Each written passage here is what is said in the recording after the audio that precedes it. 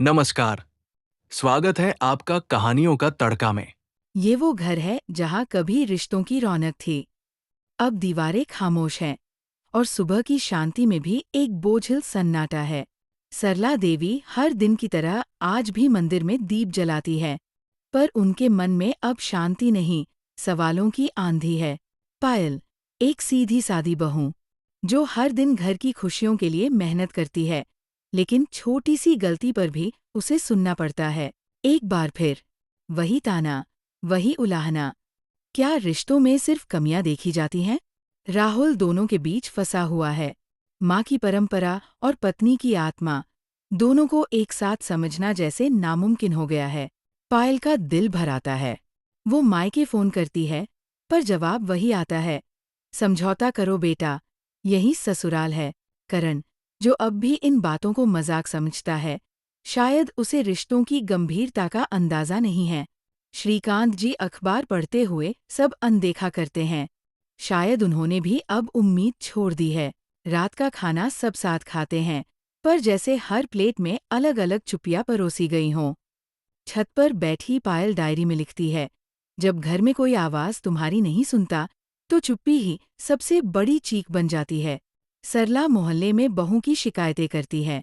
उनके लफ्जों में झुंझलाहट है और आंखों में अपमान की आदत। पायल की सहेली उसके दर्द को सुनती है। वो कहती है, तू बहुत सह चुकी है, अब खुद के लिए जी। राहुल धीरे से पायल का हाथ पकड़ता है। मैं तेरे साथ हूँ, बोल क्या करूँ? लेकिन जवाब में सिर्फ मौन मिलता है। पहली बार राहुल माँ से भिड़ता है। माँ, क्या आपने कभी बहू को बेटी की तरह देखा है? श्रीकांत दीवारों की तरह चुप है, जैसे इस घर का दर्द अब उनकी आदत बन गया हो।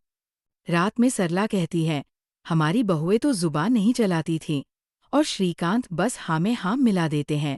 स्कूल में पायल को शिक्षक सम्मान मिलता है, लेकिन घर लौटते ही वह फिर तानों की दीवार में कैद हो जाती है। एक छोटी सी गलती, मिठाई में नमक, और घर में तूफान। इस रसोई में तौल दी जाती है। सबके सामने सरला फिर एक बार उसे जलील करती है। रिश्तों की गरिमा धूल में मिल जाती है। पायल अपने कमरे में जाकर रोती है। राहुल बाहर खड़ा सब देखता है, पर अंदर आने की हिम्मत नहीं कर पाता। घर में शादी की तैयारियां हैं, पर इस शोर के बीच रिश्तों की दरारें और गहरी हो रही हैं।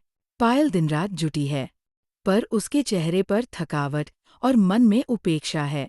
रिश्तेदार आते हैं, मुस्कराते हैं, लेकिन नजरें जांचती है, जैसे पायल कोई इम्तिहान हो। सबके सामने फिर डांट, और एक बार फिर पायल की आंखों में पानी है, आवाज में नहीं।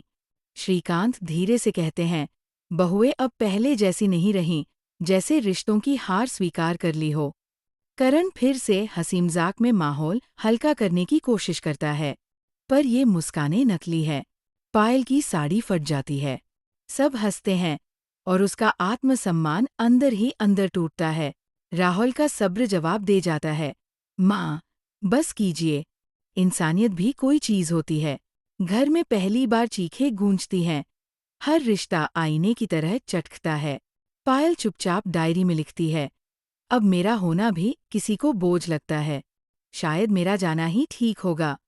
सुबह उसका कमरा खाली है, पायल नहीं है, और घर जैसे सांस रोक चुका है। राहुल उसके लिखे आखिरी शब्द पढ़ता है, और उसकी आत्मा कांप जाती है। अस्पताल, डॉक्टरों की आवाजें, मशीनें बीप करती है, और पायल की जिंदगी एक धागे पर टिकी है। सरला रोती है, मैंने उसे कभी बेटी माना ही नहीं, और उसने मुझे माँ समझ लिया। श्रीकांत की आवाज भारी है, हम सब दोषी है। रिश्ते बस खून के नहीं, समझ के भी होते हैं। पायल की आंखें खुलती है, और राहुल का हाथ उसकी हथेली में थरथराता है। घर लौटते वक्त सब शांत हैं, जैसे हर किसी ने खुद से एक वादा किया है। घर में पहली बार पायल के लिए स्वागत की थाली सजती है, और सरला उसके माथे पर चूमती है। सरला रसोई में कहती है, अब इस घर की रसोई तेरे बिना अधूरी है बेटा। पूरा परिवार एक साथ खाना खाता है, और कैमरा आखिरी बार उस तस्वीर पर टिकता है, जहां हर चेहरा मुस्करा रहा है, आंखों में थोड़े आंसू और ढेर सारा प्यार। अगर आपको हमारी ये कहानी पसंद आई हो, तो वीडियो को लाइक करें, चैनल को सब्सक्राइब करें।